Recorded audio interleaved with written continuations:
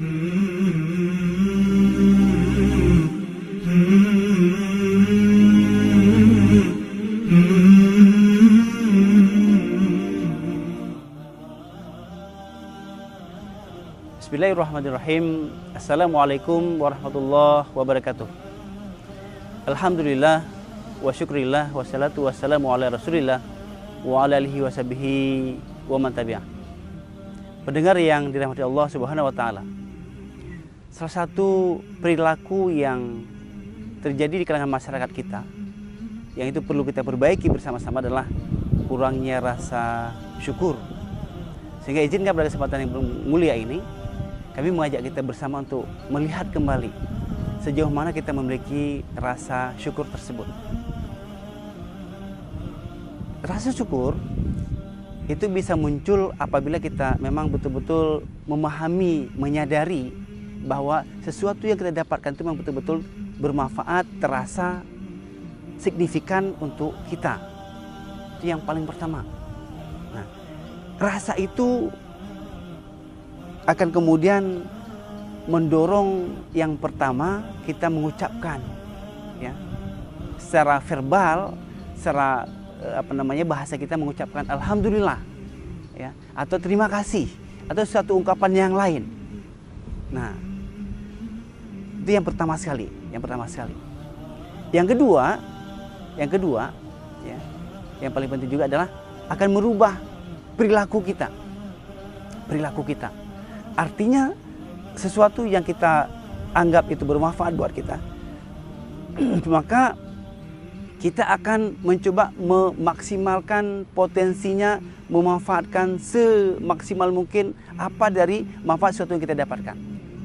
Pendengar yang dimuliakan Allah SWT, katakanlah misalnya ada seorang anak yang dia diberikan sepeda oleh orang tuanya.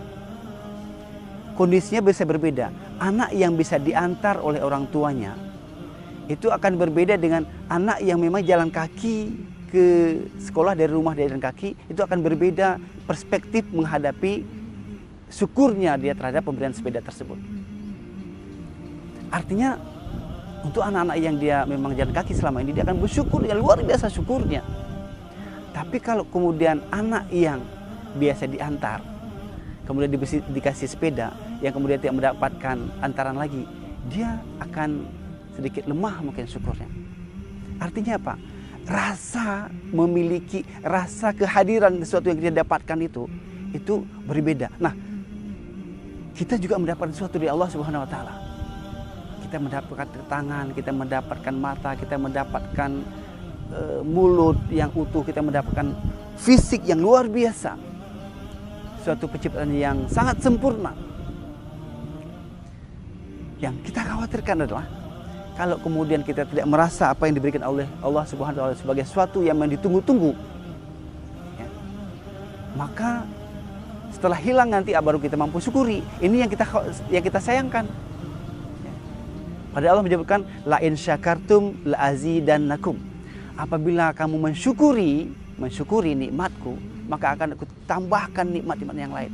Artinya dengan kesyukuran kita, yang tadi mungkin kita syukuri dengan ungkapan verbal, kita syukur alhamdulillah. Tapi yang kedua, maka kita akan gunakan apa yang Allah berikan kepada kita ini dengan sesuai dengan kemanfaatannya. Allah beri mata kepada kita, kita pandang nikmatnya yang luar biasa, kita pandang huruf-huruf hijaiyah dalam Al-Quran, kita kemudian tadabbur ayat-ayatnya, baik yang kauniyah maupun yang qauliyah. Allah berikan mulut kepada kita sebagai sebuah nikmat. Kita gunakan untuk bagaimana tawasul bil haq, tawasul bil marhamah. Allah gunakan tangan yang juga sangat luar biasa. Dengan tangan ini kita bisa membantu orang-orang yang membutuhkan bantuan kita. Dengan tangan ini kita akan mencari rezeki untuk menghidupi keluarga kita. Nah, persepsi tentang keberadaan yang ada pada kita ini, ya, kesehatan dari anggota tubuh kita, fisik jasmani kita, ini yang mungkin perlu kita tanamkan bahwa ini sebuah pemberian yang luar biasa dari Allah Subhanahu wa taala. Ini ibarat tadi bahwa kalau kita nggak punya ini, kita nggak bisa mengerjakan yang stabil, yang seharusnya, maka kita akan merasakan bahwa kehadiran ini itu adalah sesuatu yang kita tunggu-tunggu. Sehingga syukur kita juga sebuah hal yang bukan hanya sekedar verbal diucapkan, tapi kita akan memanfaatkan dengan sangat luar biasa sesuai dengan keinginan Allah Subhanahu wa taala.